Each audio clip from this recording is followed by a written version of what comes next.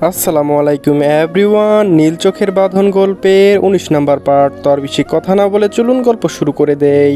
ইয়ার্ডের সবুজ ঘাসের বুকে পুরো আস্তরণ বরফের, ঝিরিঝিরি তুষারপাত হচ্ছে পুরো শহর জুড়ে। তবে ঝিমিয়ে নেই আলোয় মোড়ানো নিউ ইয়র্কের রাত। কর্মব্যস্ত মানুষগুলো ক্লান্ত পা বাড়িয়েছে নিজে নিজ গন্তব্যের উদ্দেশ্য। বিরতিহীনভাবে জ্বলজ্বল করছে ডিজিটাল কিবোর্ডগুলো। হাসান ভিলায় আংটি বদলে পর্ব শেষ। পরপর খাওয়া দাওয়ার পালা। মেহমেদ হাসান ব্যস্ত সেদিকটায়। তবে মরিয়ম বেগম অনেকক্ষণ যাবতই খুঁজছেন শেহজাদ তার আরশিকে। একটু আগেও তো ওনার পাশেই ছিল। অনুষ্ঠান শেষ না হতেই হুট করে কোথায় গেল দুটো। ঠিক সেই সময় আরশির পিঠ গিয়ে ঠেকলো ওয়াশরুমের পাশের দেওয়ালটায়। পল্লব হাত দুটো মুঠো করে মাথার উপর উঠিয়েছে শেহজাদ। অন্য হাত চেপে ধরেছে মেয়েটার মুখ। ইস, বেশি কথা বলো না তুমি। আরশির ওই অবস্থাতে বলল অনেক কিছু, কিন্তু শুধু গোঙারের আওয়াজ শোনানো সেসব। বিরক্তিতে প্রফেসর হাত সরালো মুখ থেকে। অমনি যেন হাফ ছেড়ে বাঁচল মেয়েটা। বড়সড় চোখে চেয়ে আওড়ালো, মোটেও বেশি কথা বলিনি। আপনি ওয়াশরুমে আসার সময় বাচ্চাদের মতো আমার হাত ধরে টানবেন আর আমি কিছুই বলতে। ক্রন্ত নরম ঠোঁটের তর্জনী ছোঁয়ালো শেহজাদ। ঝুঁকে আসলো সামনের দিকে। নীল চোখ জোড়া কালো মেঘের আনাগোনা। অন্ধকার হয়েছে আগে ফর্সা মুখটাই। সেদিকে তাকিয়ে চোখ ফিরিয়ে নিল আরশি। বুকের ভেতর তোলপাড় শুরু হলো মুহূর্তেই। ধুকবুক শব্দে লাফাচ্ছে হৃদয় যন্ত্রটা। কিশোরীর নিয়ন্ত্রণ নেই তাতে। না নিয়ন্ত্রণ আছে রক্তবর্ণ ধারণ করা গাল দুটোই। প্রফেসরের গলার স্বর ভারী। পরিপাটি করা চুলগুলো এলোমেলো হয়ে গেছে আরশির ওদিকটায় আনতে গিয়ে। কপালের উপর নিদারুণ অযত্নে পড়ে আছে সেগুলো। দাঁতে দাঁত পিষে বলল, আদি তোমার এত প্রশংসা করব কেন? মেয়েটা হতবাক। হতবম্ব মস্তিষ্ক সময় নিল সবটা হজম করার। জাম্বু মানে মন খারাপ কারণ কারণ তার মানে এটা। তার প্রশংসা না করে অন্য প্রশংসা করা হয়েছে দেখেই এত রাগ। হিংসুটে বড় কোথাকার। আমি ছাড়া আর কেউ তোমার প্রশংসা তো দূর, তোমার দিকে চোখ তুলে তাকাতেও পারবে না। দুম করে কিশোরীর ভাবনায় হোঁচট খেলো ওই একটা কথায়। দেখি নেই দীঘল চোখে বিস্ময়। তখনই ডান গাল আলতো করে হাত লাগলো শেহজাদ।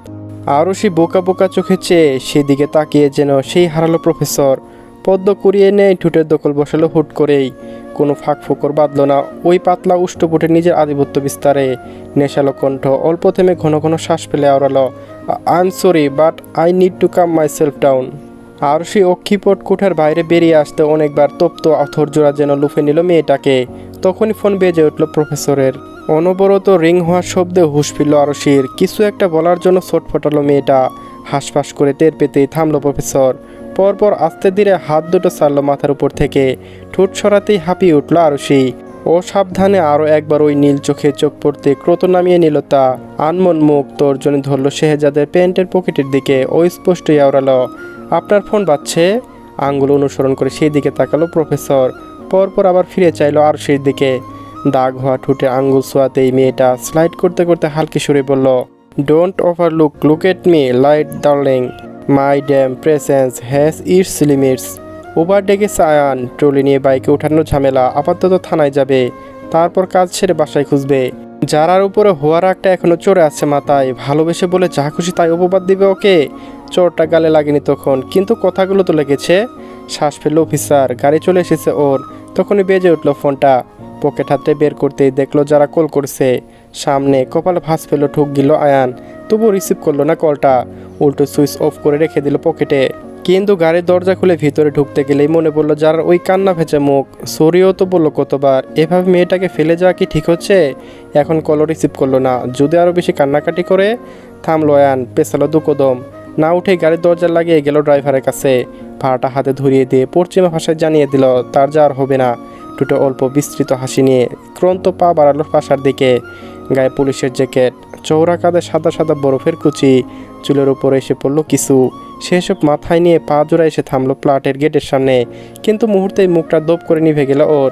দরজা খোলা। ভেতরে সব কিছু উলট পালট, যেন ইচ্ছে করে কেউ ভেঙে চুরে রেখে গেছে সব কিছু। আশেপাশে কোথাও যারা নেই, শুধু ওর রুমের দরজা বন্ধ। দৌড়ে সেদিকে গেল অফিসার। বন্ধ দরজায় ধাক্কা দিল কয়েকবার। যারা বলো ডাককেও দিল, তবু ভিতর থেকে কোনো সারা শব্দ পেল না। না পেল শেষমেশ লাথি বসালো দরজার বরাবর। মুহূর্তে খুলে গেল ওটা। হাঁপালো আয়ান। হেম চোখ জোড়া খুঁজে পেল না মেয়েটাকে। রুমের এক কোণে কুটিসুটি মেরে বসে আছে যারা। হাত দিয়ে কান চেপে ধরে রেখেছে। ভয়ে ফ্যাকাশে হয়ে গেছে চেহারা। হুট করে মাথায় কারো হাত পড়তেই চোখ মেলল ও। আয়ন পাশে এসে বসেছে। পুরো শরীর কাঁপছে মেয়েটার। শুকিয়ে কাঠগোলো বিবল। কিছু বলতে গিয়েও কেসে উঠছে বারবার। অফিসার ঘাবড়ালো, তড়িঘড়ি করে টেবিলের উপর রাখা পানির বোতল আনতে যাবে, তখন হাত চেপে ধরল কিশোরী। মাথা নিচু করে ফেস ফেসানো কণ্ঠে আওড়ালো, একটা লোক কেমন অদ্ভুত মাস্ক পরা একটু আগে এসে বলল বাজাই আপনি এসেছেন ভেবে দরজা খুলতেই ভেতরে ঢোকার চেষ্টা করে, কিন্তু আমি ঢুকতে দেইনি। আইন জড়িয়ে ধরল যারাকে, মাথাটা বুকের সাথে চেপে ধরে হাত বুলালো চুলে। আর কিছু বলতে হবে না, একটু থামো, একটু শান্ত হও। মেয়েটা থামে না, বলে যায়, কোনো মতে সামনের দরজা আটকে রুমে এসে পড়ি। আপনাকে কল করেছি অনেকবার, কিন্তু আপনি ধরেননি। আই এম সরি, আর কখনো এমন হবে না বাটারফ্লাই। আর কোনো দিন তোমায় একা ফেলে কোথাও যাব না। বুকটা কাঁপছে অফিসারের, যারা কিছু হয়নি ভেবে যা অস্তি সুস্তি ওর। নয়তো কি কোনোদিন ক্ষমা করতে পারতো নিজেকে? প্রফেসরের নির্বিকার হুমকি আরও সে আর দাঁড়িয়ে থাকলো না, হাঁটু ভেঙে এলো যেন, কথার মানে ধরতে পেরে। কাপা কাপা হাতে কোনো মতে ঠোঁট আঙুল সরালো শেহজাদ। পরপর একটু শুয়ে পালানোর সামনে থেকে অধর কামড়ে হাসলো প্রফেসর। পকেট হাতরে ফোন বের করলো সেদিকে তাকিয়েই, কিন্তু কল রিসিভ করে কানের কাছে ধরতেই শুনতে পেল অপরিচিত কণ্ঠস্বর। ভরা গলায় ছড়া কাটছে, twinkle twinkle little star how are wonder what you are. শেহজাদের চোখ মুখ শক্ত, ধারালো চল মোট শব্দ তুলল মুহূর্তেই। থেমে থেমে শুধালো, হু আর ইউ। ফোনের ওপর পাশ থেকে উত্তর পশ্চিমা ভাষায়। কিছু মনে পড়লো প্রফেসর? এক বড় ভাই তার ছোট বোনকে কুলে নিয়ে হেঁটে যে ঘুম পাড়াচ্ছে, আর এই ছড়াটা বলছে হাউ এরিডেবল। প্রফেসরের কপালে রগগুলো দপদপ করলো আক্রোশে, ক্ষিপ্ত সুরে ধৈর্যের বাঁধ ভাঙল তার। হুদাফা। পুরো বলার আগে ওপাশ থেকে ফোন ভেসে এলো সেই কণ্ঠ, your little princess sister Rusha, do you know that she is still alive. Shehzad স্তব্ধ, মাথায় শুধু ঘুরছে শেষের কথাগুলো। রুষা বেঁচে আছে? ওর ছোট বোন বেঁচে আছে? কিন্তু কে এই লোক? শক্ত করে ফোন চেপে ধরায় আঙ্গুলে গাঢ় দুধে সাত করে উঠল ওর। রুষা কোথায়? দীর্ঘ এক শ্বাস পেল লোকটা। Give and take policy. আসুন প্রফেসর, আপনি আপনার ওয়াইফকে আমার হাতে তুলে দিন আর বোনকে নিয়ে যান সহজ হিসেব। শেহজাদের গলার স্বর অমনীয়, দাঁতে দাঁত পিষে ইংরেজিতে বলল, আমার ওয়াইফ আর বোনের উপর নজর দেওয়ার আগে নিজের কবরটা খুঁড়ে রাখিস, নয়তো আমি ধরলে মরার পর মাটিটুকু পাবি না। শেহজাদের কথা থামে, মন্তস্থ গতিতে ফোনের হাতটা নেমে আসে কানের পাশ থেকে। দৃষ্টি অবিচল, মস্তিষ্কের প্রতিটি স্নায়ুকোষ চলছে নিপজ যুদ্ধ। আরশিকে ভালোবেসে ফেলার আগেও যদি এমন কোনো কথা শুনতো, তবু আরশির গায়ে আঁচড় লাগতে দিত না ও। আর এখন যখন ভালোবেসে মেয়েটাকে, তখনই কোনো এত পরীক্ষা নিচ্ছে ওপরওয়ালা। ঢোক গিল মানুষটা, ঝাপসা চোখে এক পাশে আরশি, অন্য পাশে ছোট রুষা, কি নিষ্পাপ দুটো মুখ। অমনি শেহজাদের মুঠো শক্ত হয়ে এলো জেদে, অক্ষিপট নিবদ্ধ হয় প্রতিজ্ঞায়। বেঁচে থাকতে আরশির কোনো ক্ষতি হতে দেবে না, আর আগামী সন্ধ্যায় যদি বাসায় ফিরে তাহলে বোনকে নিয়েই ফিরবে। একবার ওর ছোট বোন রুষাকে হারিয়েছে, কিন্তু এবার আর হারাতে দেবে না, কখনো না। তখনই পিছনে এসে দাঁড়ালো আদি, বা হাতে আনমিকা জল করছে সদ্য বাগদানের আংটি। প্রশস্ত হেসে শুধালো, এখানে কি করছো প্রফেসর? ফিরে চাইলো, কপাল ভাঁজ পড়লো শেহজাদের। ঠোঁটের পাশে বিব্রত, বুকে হাত বেঁধে বলল, আমার বাড়িতে আমি কোথায় কি করব সেই কৌফিয়ত নিশ্চয়ই তোমাকে দেব না। থমকালো আদি, ফর্সা আনন, জিভে ঠোঁট ভিজিয়ে আনলো সাফাই খুঁজতে। জুৎসই মতো না পেয়ে আওড়ালো, আমি তো শুধু জানতে চাইছিলাম, আই গেটস তুমি এখনো পুরোপুরি আমাদের বাড়ি জামা হননি। এখন সব কিছু জানার এত কিসের তারা তোমার আদি? মুখের কথা কেড়ে নিল প্রফেসর। মনে মনে ক্ষুব্ধ হলেও চৌড়া হাসিটা মুসলা আদির অষ্টপুঠে। হেসে হেসে বলল, come on, you are so unnecessarily rude bro. দিয় কমলে কাছাকাছি এগিয়ে আসলো শেহজাদ, পাশাপাশি এসে কাঁধে হাত রাখলো আদির।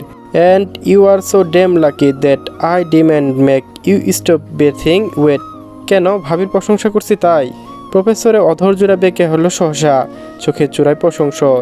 ভীষণ স্বাভাবিক সুরে বলল, এরপর থেকে প্রশংসা তো দূর, আমার ওয়াইফ যে জায়গায় দিয়ে হাঁটবে সেই জায়গায় নজর দিলে চোখ দুটো তুলে নিয়ে আসবো কোঠা থেকে। Got it?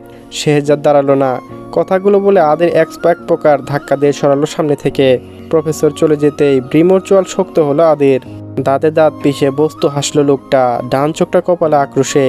পরপর হুট করে পেট চেপে ধরে নুয়ে পড়লো আদি। যতক্ষণে উঠে দাঁড়ালো ততক্ষণ লাল হয়ে গেছে চোখ মুখ।